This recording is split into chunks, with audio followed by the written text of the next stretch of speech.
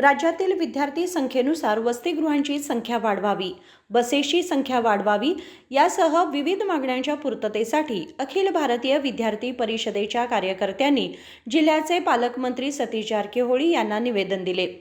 सर्व क्षेत्रांचे व्यवस्थापन करण्याची ताकद केवळ शिक्षण क्षेत्राकडे आहे, त्यामुळे इतर क्षेत्रातून शिक्षण क्षेत्राला प्रथम प्राधान्य दिले पाहिजे। शाळा महाविद्यालयांचे वर्ग सुरू झाल्यानंतर बसचे पास वेळेवर दिले जात नाहीत आणि स्त्री शक्ती योजनेमुळे परिवहनच्या बसमधून महिलांनी मोठ्या प्रमाणात प्रवास केला आहे।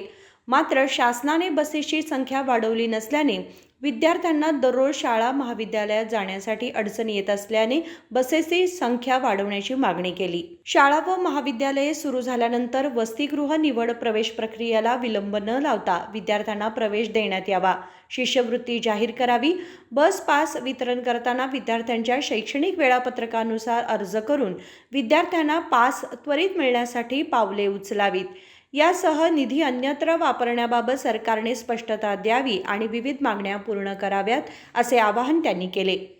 यावेळी प्रांत संघटन सचिव पृथ्वी कुमारजी, प्रांत विधी विद्यार्थी समन्वयक रोहित उमानाबाई मठ, जिल्हा संघटन सचिव सचिन हिरेमठ, शहर सचिव रोहित अलकुंटे, सहसचिव कुशल गोदगेरी, मधु प्रज्वल, संदीप दंडगल आदी उपस्थित होते। राजशेखर हिरेमठ, KMM मराठी, बेळगाव।